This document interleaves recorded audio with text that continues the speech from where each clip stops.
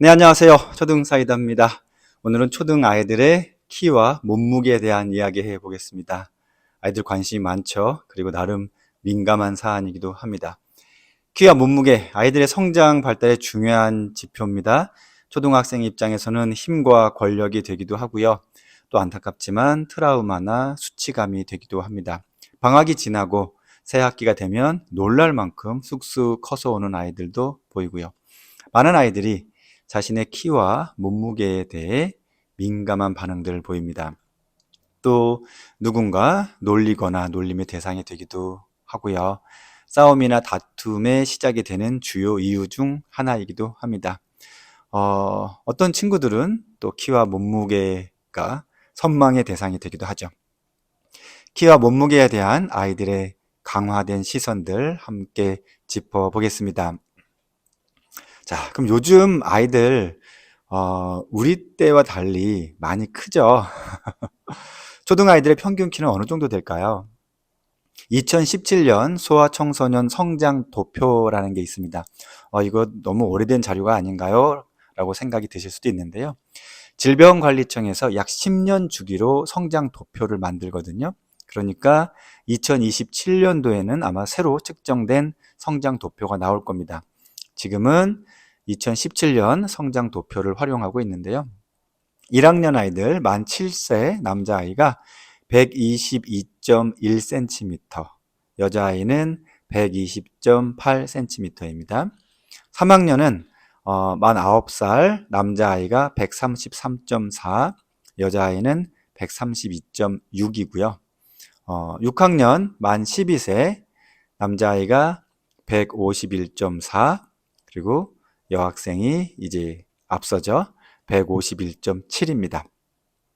초등 6년 동안 평균 키가 약 30cm나 크니까요. 거의 뭐 매년 5, 6cm씩 큰다는 거죠. 국가기술표준원 자료도 있습니다. 23년도 기준으로 10년 전보다 우리 아이들의 키가 남자아이는 약 4.3cm, 여자아이는 약 2.8cm, 평균 키가 더 커진 것으로 나와요. 초등 아이들, 즉 성장 속도가 10년 전보다 더 빨라졌다는 거죠. 성장 속도가 최고조로 이른 시기를 성장 고점기라고 하는데요. 이것도 10년 전보다 한 2년 정도 빨라졌어요. 남학생은 14세에서 15세, 그러니까 중학교 2학년에서 3학년, 여학생은 13세에서 14세, 그러니까 중학교 1, 2학년, 이 시기에 가장 많이 폭풍적으로 성장하는 기간이니까요. 이 시기에 건강, 그리고 수면 잘 챙겨주시는 것 꼭 필요합니다. 부모된 입장에서 우리 아이가 지금 잘 성장하고 있는 건지, 비만은 아닌지, 성장이 너무 빨라서 금방 멈추는 게 아닌지 여러 염려들을 하실 텐데요. 성장기에 있는 우리 아이 성장 발달이 잘 되고 있는지 알 수 있는 방법 알려드릴게요. 질병관리청 홈페이지에 들어가면 국민건강영양조사 사이트가 있습니다. 그냥 인터넷 검색창에 아이 성장 발달 계산기라고 검색을 해보세요. 그러면 질병관리청에서 운영하는 그런 계산기가 나와요. 여기에 몇 가지만 기입을 하면 현재 우리 아이의 성장을 도표로 보여줍니다. 여기에 뭘 기입하냐면 성별, 신장, 체중, 생년월일, 측정일, 머리 둘레 이렇게 입력하면 다른 또래 아이들과 비교해서 어느 정도에 있는지 한눈에 볼 수가 있어요. 선생님 머리 둘레도 재나요? 네. 특히 미취학 시기에는 그 머리의 크기, 머리가 성장하는 속도도 무척 중요하기 때문에 이것도 이렇게 우리 아이가 미취학이라면 꼭 측정해서 같이 넣어 보시길 바래요. 그러면 키, 체중, 머리 둘레, 체질량 지수가 이렇게 곡선으로 그래프처럼 표시돼서 나타납니다.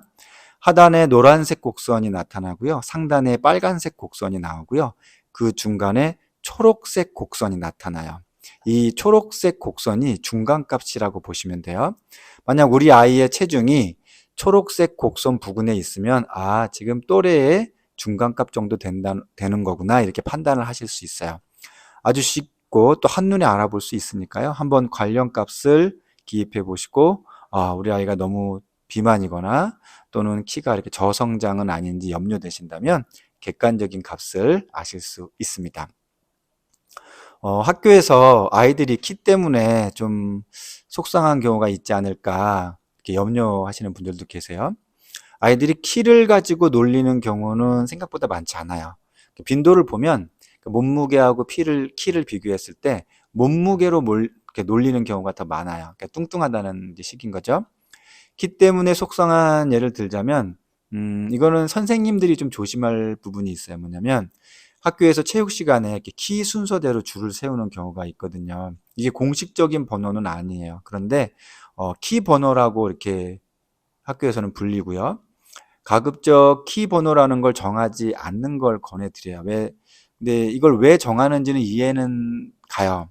보통 뭐 달리기 시합을 할 때 또는 뭐 비슷한 체격을 섞어서 어떤 팀을 만들 때 이제 이런 과정을 거치는데요. 또는 뭐 단체 사진을 찍을 때 앞에 좀 키가 작고 뒤쪽에 좀 큰 아이들을 세우려고 할 때 이제 이 순서를 적용하는데, 아무튼 키 순서를 정할 때 서로 키가 비슷한 아이들끼리 서로 자기가 더 크다고 막, 서로 야, 너가 앞으로 가, 너가 앞으로 가, 막 이렇게 신경전이 벌어지거든요. 음, 그런데 이때 내가 가장 키가 작다는 걸 줄을 서면서 굳이 어떤 공식화하는 것 같은 기분이 들면 그게 좋은 일은 아니죠. 일단은 무작위로 그냥 팀을 정하고 어느 팀이 너무 유리하게 구성된 것처럼 보이면 이제 좀 키가 크거나 잘하는 아이들을 몇몇을 다른 팀으로 옮기는 과정으로 이렇게 조율하는 걸 권합니다. 자, 그럼 키보다는 몸무게에 더 민감하게 이제 반응하는 모습을 보인다고 말씀드렸는데, 이제 어느 정도 민감한 반응을 보이는가? 10여 년 전보다 아이들이 급식을 받을 때, 특히 여학생들이 급식 받을 때 받는 양이 확실히 줄었어요. 정말 정말 조금만 받는 아이들이 있어요. 왜 그렇게 조금 받냐고 물어보면, 아, 뭐 배가 아파요. 뭐 아침을 많이 먹고 왔어요. 뭐 입맛이 없어요. 라고 이렇게 말을 하는데, 몸무게를 줄이려고 한다는 걸 느낄 수가 있죠. 몇 년 전에 6학년 아이들이 교실에 있는 거울 앞에 모여서 그런 얘기를 했어요. 아, 내 종아리에 있는, 내 팔뚝에 있는 이 살을 그냥 칼로 싹 베어내 버렸으면 좋겠다. 듣기만 해도 그냥 깜짝깜짝 놀랄 말이죠. 우리나라는 지금 정확한 통계를 찾기 어려운데, 이제 가까운 일본만 하더라도 10대 청소년 중에서 음식을 거부하는 섭식 장애 환자가 1.5배 이상 급증했다고 최근에 이렇게 보고가 되고 있어요. 우리나라도 초등학생들의 섭식 장애가 시작되고 있는데, 대응은 거의 전무한 것 같아요. 관련 교육도 없는 그런 심각한 상황이라고 말씀을 드리고 싶고요. 사실, 그리고, 우리 엄마 아빠들도 섭식 장애에 대해서 잘 모르시는 경우가 너무 많아요. 그게 대부분이죠. 한 번은 어머님하고 학부모 면담을 하다가 이런 말씀을 하시더라고요. 아, 우리 영희가요, 요즘에 학원 스트레스가 많은지 소화도 잘 안 되는 것 같고요. 제가 이제 저녁에 좀 늦게 퇴근하고 와서 화장실 청소를 하는데 이제 변기 옆으로 이제 구토한 흔적들이 보여서 아, 내과를 좀 가볼까 지금 생각하고 있어요. 그래서 영희한테 물어보니까 뭐 그냥 괜찮다고 해서 일단은 그냥 있는데 아무래도 학원을 좀 줄여서 스트레스를 좀 줄여주는 게 낫겠죠? 라고 이렇게 물어보셔서 제가 그 말 듣고 깜짝 놀랐습니다. 아, 어머니, 이건 지금 단순히 뭐 스트레스가 좀 많고 그래서 뭐 소화가 좀 불량이고 뭐 그래서 뭐 학원을 보낸다 안 보낸다 이렇게 그냥 단순하게 스트레스성 소화 장애 뭐 그런 걸로 판단하시기보다 일단 가까운 소아정신과에 가서 섭식 장애 관련 검사를 한번 받아보게 하라고 말씀을 드린 적이 있습니다. 섭식 장애는 정신질환이거든요. 정신질환 중에서도 나중에 중증으로 가면 사망률이 무척 높은 그러한 무서운 정신질환입니다. 중고등학생 중에 섭식 장애로 힘든 아이들 이렇게 면담을 한 이야기를 들어보면 대부분이 초등 5, 6학년에 이미 시작되었다고 그런 보고들이 있어요. 먹고 토하고 먹고 토하고 이제 그러는 거죠. 뭐 엄마 아빠가 뭐 좀 적게 먹나 보다. 뭐 살찌는 것보단 그냥 좀 마른 게 좀 그나마 좀 낫지 뭐. 이 정도로만 생각하고 그 초기 증상을 못 알아차리고 지나가는 경우가 무척 많아요. 손목이나 발목이 이렇게 마른 듯이 얇아지는 것에 집착하고 또 폭식했다가 먹은 것을 토하고 또 먹는 양을 이렇게 극단적으로 막 줄이려고 하고 이런 모습들이 보인다면 꼭 주의해서 살펴보셔야 됩니다. 자, 그러면 선생님, 그 아이들이 몸무게에 민감하게 반응하고 다이어트에 너무 신경을 쓰다 보면 이게 섭식장애로 가는 건가요? 그렇게 시작되는 경우도 있어요. 그런데 이걸 단순히 어떤 다이어트 중독 때문에 섭식 장애가 온다는 그렇게 도식화하는 건 안 돼요. 심리 정서적인 우울감이나 어떤 통제감, 또 외부 시선, 뭐 관계성 등 여러 요인이 함께 동반되면서 기인이 되는 거예요. 아이 개인마다 그 원인을 함께 찾아주려는 노력이 필요하고요. 사실 그 노력이라는 게 누군가 좀 마음 붙일 수 있는 그런 사람이 그 아이 옆에 있어주는 게 가장 먼저 필요하고요. 그런데 가만히 이야기를 들어보면 섭식 장애를 일으키는 어떤 자극을 제공하신 분들이 다른 분들보다 더 아이 옆에 항상 자주 가까이 있어주는 그런 아이러니한 상황이 좀 벌어지기도 하고요. 그런 거 있죠. 아, 물만 마셔도 살이 쪄요.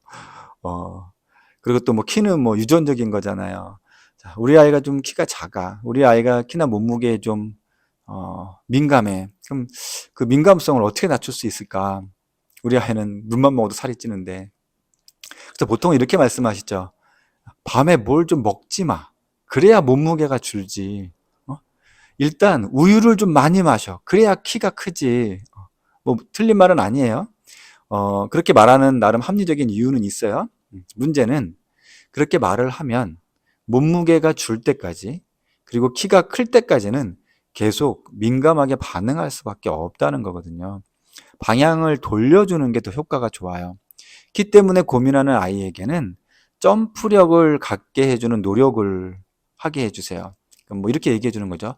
예전에 미국의 NBA 농구 어떤 선수가 있었는데, 이름 잊어버렸어. 근데 키가 170cm 밖에 안 돼. 농구 선수 치고는 엄청 작은 거지. 그것도 미국에서. 그런데 점프를 엄청나게 연습한 거야. 그래서 키가 작아도 덩크슛을 할 수 있는 실력을 갖추니까 선수가 됐다니까? 네. 몸무게 때문에 고민하는 아이한테도 비슷한 예를 들면서 어떤 스피드나 유연성을 갖추게 방향을 바꾸는 거죠. 아빠가 말이야, 어릴 때 좋아하는 홍콩 배우가 있는데 엄청 뚱뚱해. 그런데 무술 실력이 장난이 아니야. 막 유연성도 장난 아니고. 자, 지금 현재 신체 조건에서 운동력을 높여주는 방향으로 돌려주면 그건 몇 달만 연습해도 아이들이 변화를 느낄 수 있거든요. 학교에서 보면 운동력이 좋은 아이들은 자기 몸무게나 키 때문에 주눅 들거나 민감하게 반응하지 않아요. 나는 뭐 빨리 달릴 수 있고, 나는 점프도 잘하고, 나는 볼도 잘 차거든요. 그러면서 내 신체 조건에 묶여 있지 않는 마음가짐이 되는 거예요. 신체 조건이 아닌 운동력에 초점을 맞춰주는 게 관련된 민감성을 낮추는데 훨씬 더 큰 도움이 됩니다. 그리고 엄마 아빠가 키나 몸무게에 민감한 반응을 보이고 예민한 표현들을 자주 하면 아이들은 그걸 그냥 받아들이거든요. 엄마 아빠도 함께 운동하면서 운동력을 높이는 방향으로 신체 조건에 묶이지 않는 마음가짐 함께 해보시길 권해드립니다. 초등사이다는 초등학부모님들과 함께합니다. 오늘도 내일도 뚜벅뚜벅 걸어가 보겠습니다. 저도 지금 당장 운동하러 가봐야 되겠습니다.